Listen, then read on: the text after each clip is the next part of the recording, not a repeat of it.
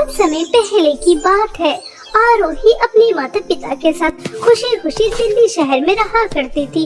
गर्मियों की छुट्टी थी, इसलिए आरोही अपने माता पिता के साथ गांव घूमने अपने चाचा चाची के घर रामपुर जा रही थी। आरोही बहुत ज्यादा खुश थी और पूरे रास्ते अपने माता पिता से बातें कर रही थी। मम्मी पापा, कितने दिन बाद हम गांव घूमने जा रहे हैं। मैं तो वहाँ जाकर बहुत एंजॉय करूंगी। बाग जाऊंगी, वहाँ पर आम खाऊंगी, लीची खाऊंगी, सुबह सवेरे उठूंगी, चिड़ियों की आवाज सुनूंगी, अच्छा मौसम देखूंगी। गांव में कितना ज्यादा मजा आता है। थोड़े से दिन कब बीत जाते हैं पता ही नहीं चलता। हाँ आरोही बेटा, तुम बिल्कुल ठीक कह रही हो।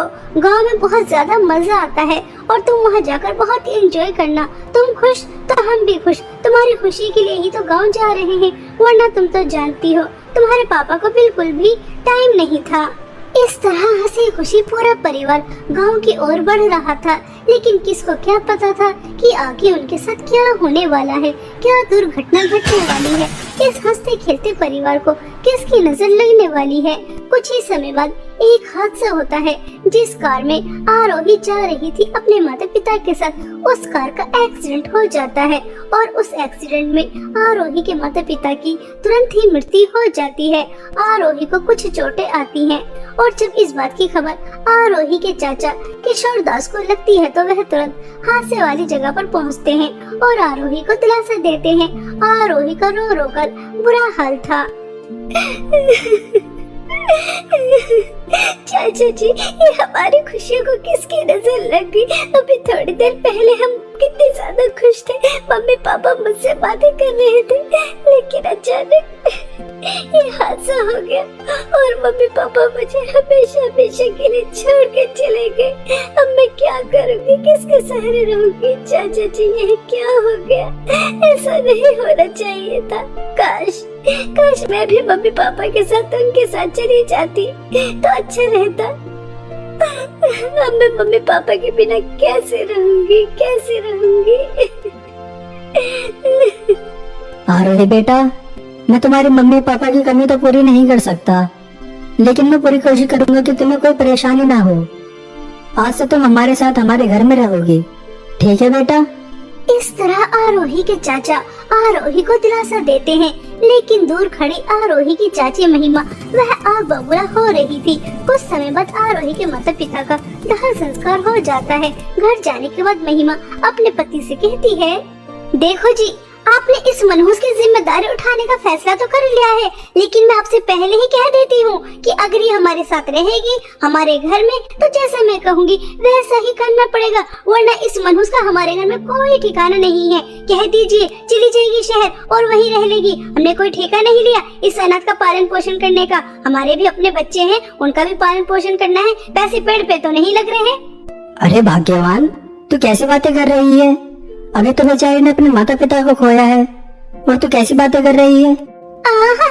इस मनहूस को आए भी 1 घंटा नहीं हुआ और अभी से आपने इस मनहूस की साइड लेनी शुरू कर दी। मुझे सब दिखाई दे रहा है कि आपको तो बस अपनी भतीजी ही प्यारी है। देखो जी, मैं आपसे एक बार फिर कह रही हूँ, अगर आपने इसकी साइड ली और मेरे काम में दखल अंदाजी की तो मैं अपने बच्चों को लेकर मई के चली जाऊंगी और कभी वापस नहीं आऊंगी। चाहे कितना भी बुलाते रहना, मेरे पैर भी पड़ जाना, लेकिन मैं वापस नहीं आऊंगी। ये मेरी आखिरी वार्निंग है, इसे अच्छी तरह समझ लीजिए। आहिस्ता आहिस्ता चाचा और चाची में झगड़ा बढ़ जाता है। यह देखकर आरोही को बहुत दुख होता है। तभी आरोही अपनी चाची से कहती है, चाची जी, आप चाचा जी से झगड़ा मत कीजिए और आपको कहीं जाने की कोई जरूरत नहीं है। आप जैसा कहेंगी मैं वैसा ही करूंगी। और चाचा जी प्लीज, आप भी मेरी वजह से झगड़ा मत कीजिए। मुझे बिल्कुल भी अच्छा नहीं लग रहा कि मेरी वजह से आप दोनों लड़ रहे हैं।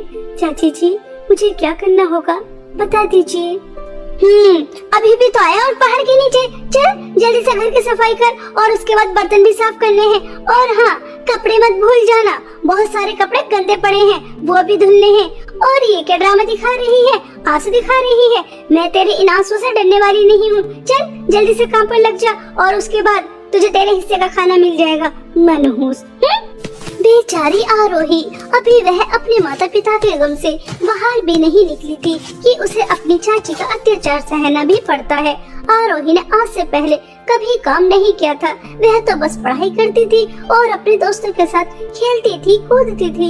लेकिन माँ पिता की मृत्यु के बाद उसे अब ये सब काम भी करने पड़ते हैं। वह बहुत मुश्किल से घर की सफाई करती है और उसके बाद बर्तन साफ करती है, और जैसे ही कपड़े धोने के लिए जाती है तब पानी नहीं होता। तभी वह अपनी चाची के पास जाती है और कहती है, चाची जी, मटके में थोड़ा पानी था, उससे मैंने बर्तन तो साफ कर दिए, लेकिन मुझे और पानी नजर नहीं आ रहा।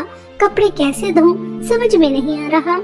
हाँ मनहूस, मुझे पता है कि पानी नहीं है, और हमारे घर में पानी तुम्हारे घर की तरह नहीं आता। जैसे शहर में टोटी लगी होती है, हमारे यहाँ पर नदी पर जाकर पानी भर के लेकर आना होता है और उससे काम करते हैं, और कपड़े हम नदी पर जाकर धोते हैं। इससे सारे गंदे कपड़े उठा, नदी पर जा और उन्हें धो के लेकर आ, और कहीं पर भी दाग धब्बा नहीं होना चाहिए, साफ सुथरे होने चाहिए। समझ रही है ना? तभी तुझे खाने के लिए मिलेगा, वरना सोच ले रोटी का एक निवाला नहीं मिलने वाला।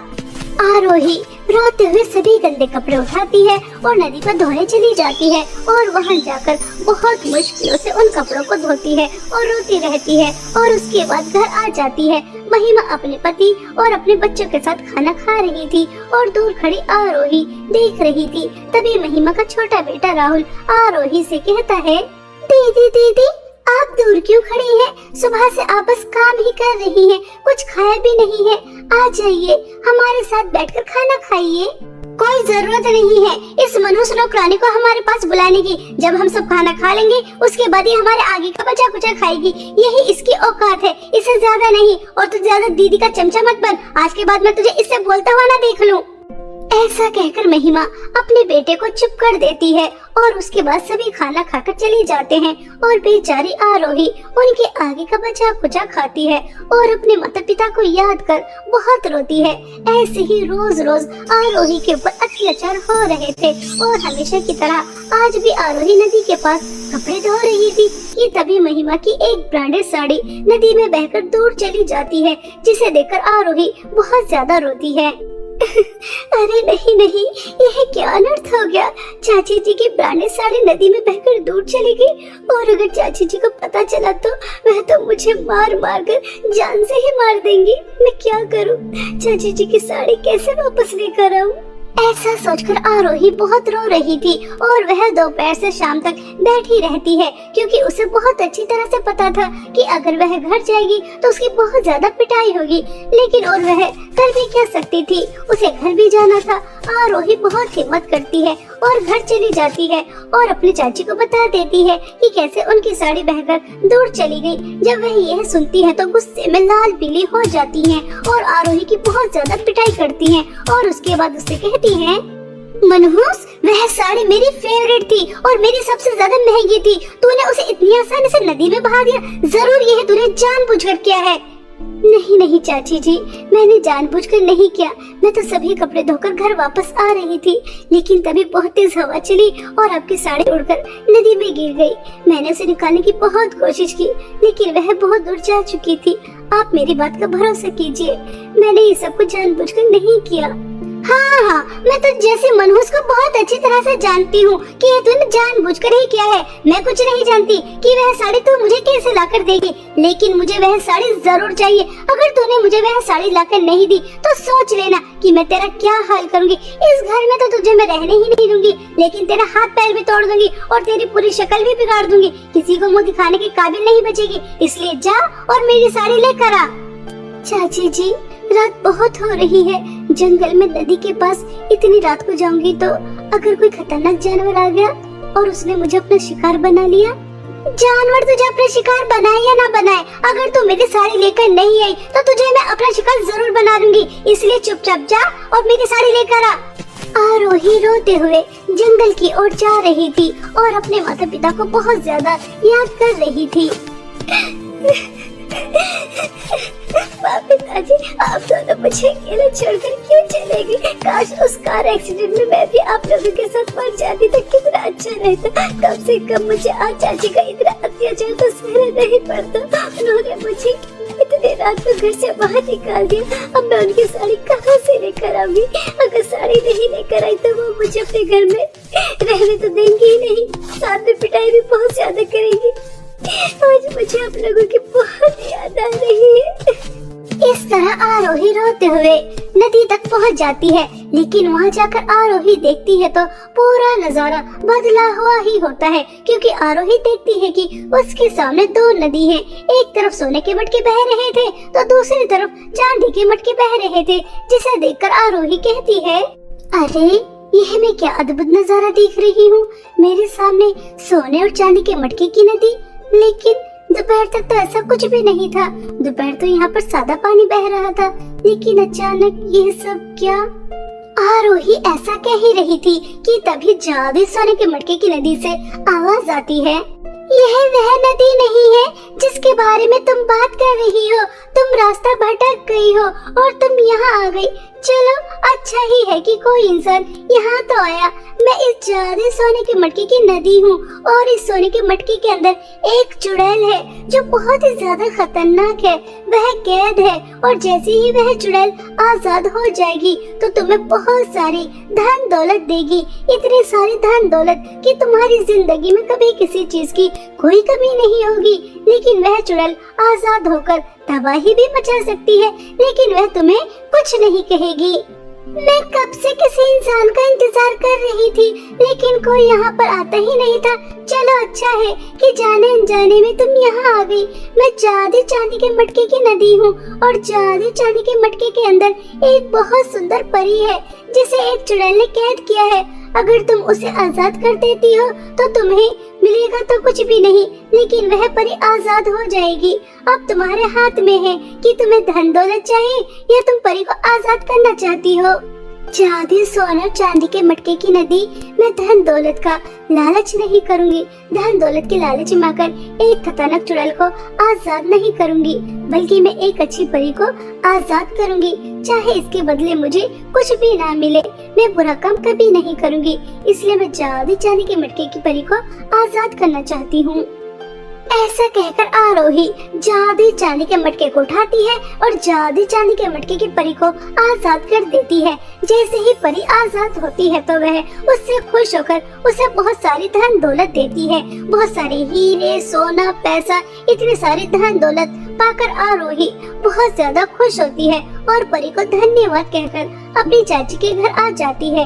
इतनी सारी धन दौलत देकर चाची की आंखें चमक जाती हैं और महिमा आरोही को जोर से थप्पड़ मारकर कहती है, इतना सारा सोना, हीरे, पैसे तुझे कहाँ से मिले? मुझे सच सच बताना। अगर तूने मुझसे झूठ बोलने की कोशिश भी की तो मैं तुझे नहीं छोड़ूंगी। जल्दी बता कि तुझे इतनी सारी धन दौलत कहाँ से मिली, कहाँ से लेकर आई? क्या कहीं तूने चोरी की है?